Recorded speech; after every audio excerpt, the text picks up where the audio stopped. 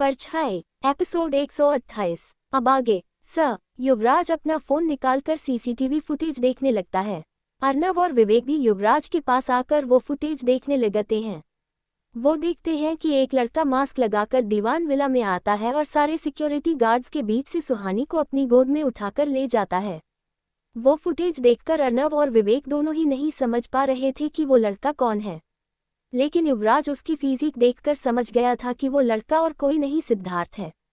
निशा और यशवंत अपनी जगह पर खड़े होकर युवराज को देख रहे थे और समायरा वहीं बैठे हुए कुछ सोच रही थी। उस फुटेज को देखकर युवराज एक नंबर डायल करते हुए कहता है, विक्रांत राठौर की एक एक प्रॉपर्टी छान मारो, एक भी जगह छूटनी नहीं चाहिए।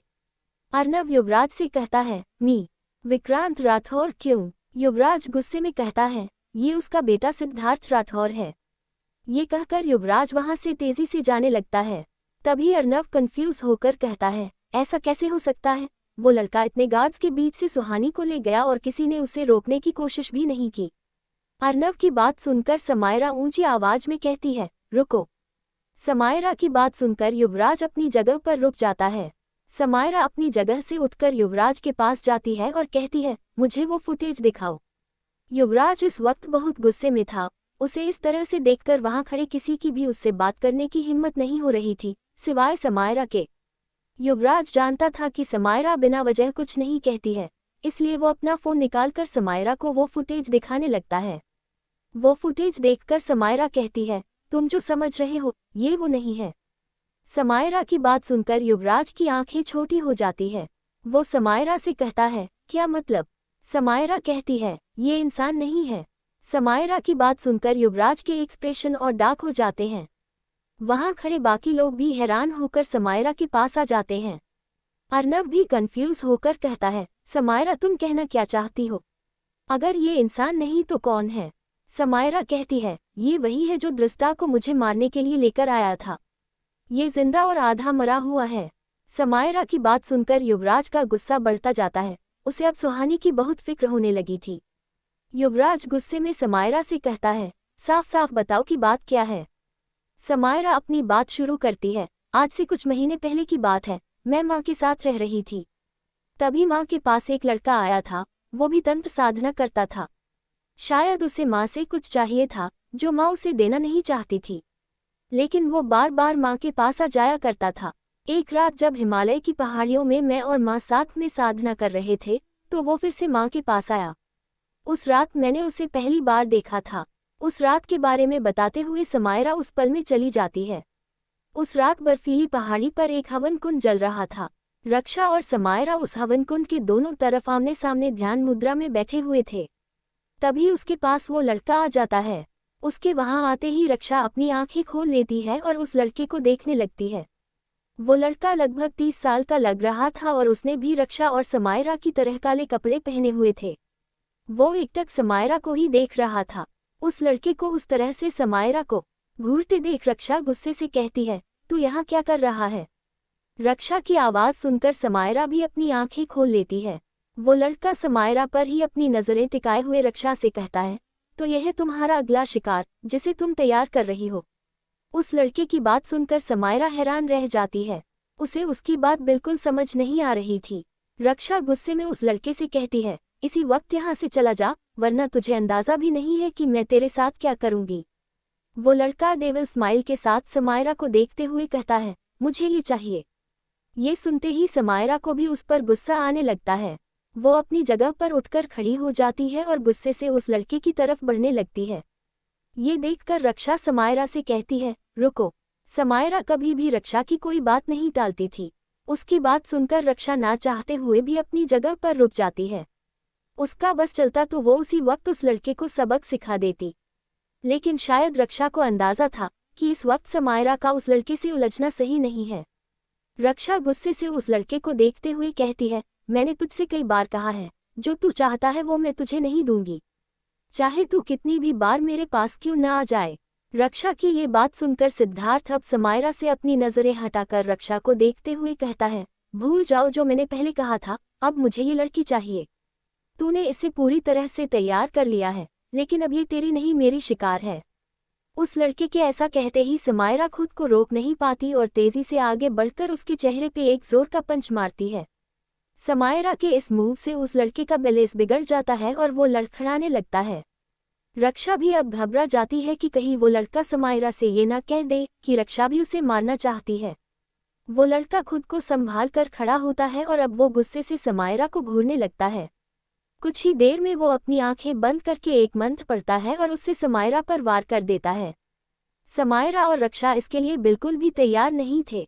समायरा उसकी वार से कुछ दूर जाकर गिर जाती है। इसके तुरंत बाद सिद्धार्थ रक्षा को देखते हुए कहता है, मैं इसे खत्म करके वही करने वाला हूँ जो तू इसके साथ करना चाहती है। ये कहते हुए वो लड़का फिर से अपनी आंखें बंद करके कोई मंत्र पढ़ने लगता है। समायरा को उस लड़के की बात बिल्कुल भी समझ नहीं आ रही थी, लेकिन उस लड़के की बात सुनकर रक्षा उस पर मंत्र से वार कर देती है, जिससे वो भी कुछ दूर जाकर गिर जाता है। अब रक्षा के सहने की लिमिट क्रॉस हो चुकी थी। वो अपनी आंखें बंद करके अपनी हथेली सामने कर देती है। ऐसा करते ही रक्षा की एक उंगली के ऊपर वही लाल रोशनी आ जाती है जिससे समायरा ने युवराज पर हमला किया था। समायरा ये देखकर थोड़ी घबरा जाती है। वो समझ जाती है कि रक्षा उस लड़के को अब जिंदा नहीं छोड़ेगी। समायरा को रक्षा का इस तरह लोगों को मारना बिल्कुल पसंद नहीं था, लेकिन वो रक्षा को रोक भी नहीं सकती थी। वो लड़का जमीन पर पड़ा था और रक्षा को देखकर वो समझ चुका था कि अब वो बचने वाला नहीं है।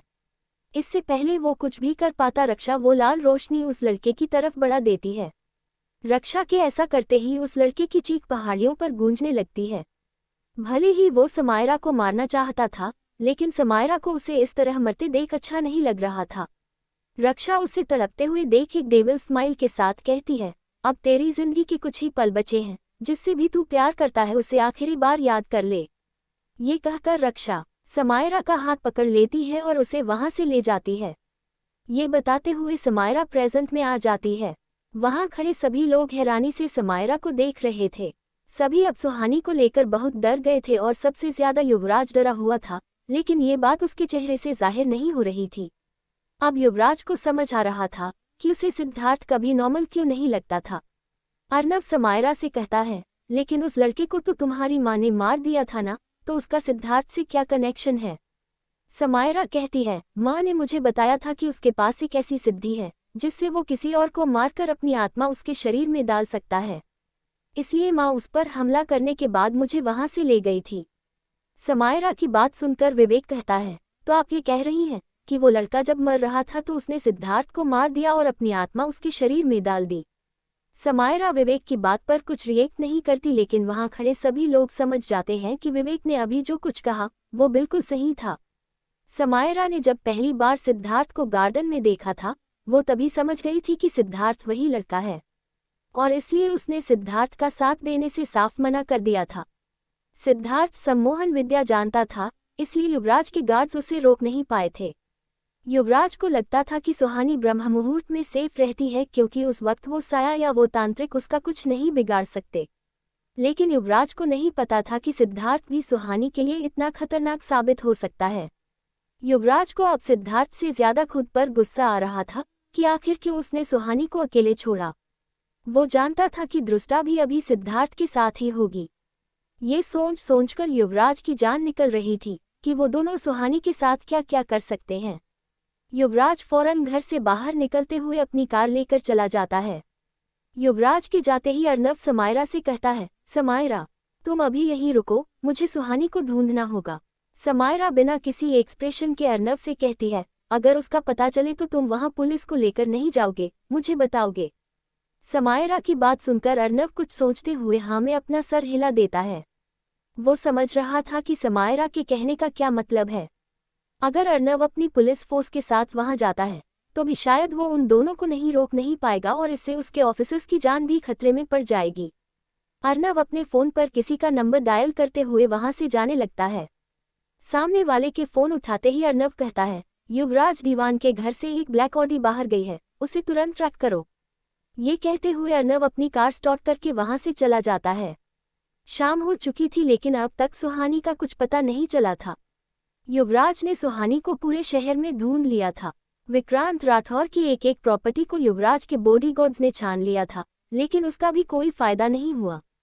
सिद्धार्थ अच्छे से जानता था कि सुहानी के गायब होने पर युवराज सबसे पहले यही करेगा, इसलिए वो सुहानी को ऐसी जगह लेकर गया था जहां युवराज उसे ढूंढ ना सके। विक्रांत राठौर के कई ठिकानों पर युवराज ने खुद जाकर सुहानी को ढूंढा था। जैसे जैसे वक्त गुजर रहा था, युवराज और भी परेशान होता जा रहा था। वो किसी भी कीमत पर सुहानी को खो नहीं सकता था। सुहानी को सेफ रखने के लिए ही पिछले 1 साल से युवराज उससे दूर रहा था, जबकि वो भी सुहानी से बहुत प्यार करता था। युवराज परेशान होकर पूरी स्पीड में कार ड्राइव कर रहा था, तभी उसका फोन बजता है। युवराज देखता है कि वो अर्नव का कॉल था। वो फौरन कॉल रिसीव करता है। युवराज के फोन उठाते ही अर्नव की आवाज आती है, मी। युवराज, सुहानी का पता चल गया है, मैं वहीं जा रहा हूँ, मैंने आपको लोकेशन भेज दिया है। अर्नव की बात सुनकर युवराज और भी बेचैन हो जाता है। वो गुस्से में अपने दांत पीसते हुए कहता है, समायरा को साथ लेकर आना, आज अपनी बहन को वो आखिरी बार देखेगी। ये कहते हुए युवराज फोन कट कर देता है और वो अर्नव के दिए एड्रेस की तरफ बढ़ जाता है। इधर सुहानी एक बेड पर सोई हुई थी। उसे देखकर ऐसा लग रहा था जैसे वो अभी बेहोश है। उसके पास ही सिद्धार्थ बैठा उसके चेहरे को एकटक देख रहा था। सिद्धार्थ सुहानी को देखते हुए कहता है, मैं कब से तुम्हें अपने साथ रखना चाहता था, लेकिन उस युवराज की वजह से मैं तुम तक नहीं पहुंच पा रहा था। अब तुम सिर्फ मेरी हो, मैं तुम्हें पूरी तरह से अपना बना लूंगा। और जब वो युवराज तुम्हें मुझसे छीनने आएगा, तब वो दृष्टा का शिकार बनेगा। मैंने दृष्टा की शक्तियां देखी है, समायरा उसके सामने एक पल भी नहीं टिक पाई थी। अब मैं और वो मिलकर पहले युवराज को खत्म करेंगे और फिर समायरा को, और उसके बाद युवराज का इस्तेमाल करके मैं इस शरीर को हमेशा के लिए अपना लूंगा। ये कहते हुए सिद्धार्थ अपने पास में चला जाता है। उस रात हिमालय की पहाड़ी पर उस लड़के को घायल छोड़कर रक्षा और समायरा वहां से जा चुकी थी। वो लड़का अपनी आखिरी सांसें गिन रहा था। उसके चीखने की आवाज उन वादियों में गूंज रही थी। तभी उसकी नज़र कुछ दूर से आ रही टॉर्च की रोशनी पर जाती है। वो लड़का देखता है कि 2 लड़के अपने हाथ में टॉर्च लेकर उसकी तरफ बढ़ रहे थे। तभी उस टॉर्च का फोकस उस लड़के पर पड़ता है। उसे देखकर दोनों लड़के उसकी तरफ बढ़ने लगते हैं। वो दोनों लड़के और कोई नहीं बल्कि असली सिद्धार्थ और उसका एक दोस्त विशाल था। उन दोनों को देखकर उस लड़के के चेहरे पर दर्द की जगह एक डेविल स्माइल आ जाती है। सिद्धार्थ उस लड़के की तरफ बढ़ते हुए विशाल से कहता है, विशाल, वो देख वहां एक आदमी घायल पड़ा है, शायद उस पर किसी जानवर ने अटैक किया है, चल उसकी मदद करते हैं। ये कहते हुए सिद्धार्थ और विशाल उस लड़के के पास जाते हैं। वो लड़का अब बस दम तोड़ने ही वाला था। उन दोनों को पास आते देख वो अपना मंत्र शुरू कर देता था। उसे पता था अब उसके पास वक्त बहुत कम है। जैसे ही विशाल उस लड़के के पास झुककर उसे छूता है, वो लड़का विशाल के सीने पर उसके दिल के ठीक ऊपर अपना हाथ रख देता है। उसके ऐसा करते ही विशाल के दिल की धड़कन रुक जाती है और वो तुरंत मर जाता है। ये सब देखकर सिद्धार्थ को समझ नहीं आता कि अभी अभी विशाल के साथ क्या हुआ। वो एक नज़र उस लड़के को देखता और घबराकर वहां से भागने लगता है, लेकिन तभी वो लड़का सिद्धार्थ का हाथ पकड़कर उसे रोक लेता है। वो लड़का जमीन पर ही पड़ा हुआ था, लेकिन अभी भी उसके हाथ में बहुत ताकत था, जिससे सिद्धार्थ खुद को छुड़ा नहीं पा रहा था। सिद्धार्थ का हाथ पकड़कर वो लड़का फिर से अपनी आंखें बंद करके एक मंत्र पढ़ता है और मंत्र पूरा करके सिद्धार्थ को अपनी तरफ खींच लेता है। उस लड़के के ऐसा करने पर सिद्धार्थ उसके पास जाकर गिर जाता है। अब सिद्धार्थ और उस लड़के का चेहरा बिल्कुल आमने सामने था। वो लड़का सिद्धार्थ के दोनों भौहों के बीच अपनी एक उंगली रख देता है। उसके ऐसा करते ही सिद्धार्थ की मौत हो जाती है और उसकी आंखें बंद हो जाती है। कुछ सेकंड्स बाद सिद्धार्थ फिर से अपनी आंखें खोल लेता है। इस बार वो सिद्धार्थ नहीं था, उस लड़के की आत्मा अब सिद्धार्थ के शरीर पर कब्जा कर चुकी थी। लाइक, कमेंट कीजिए।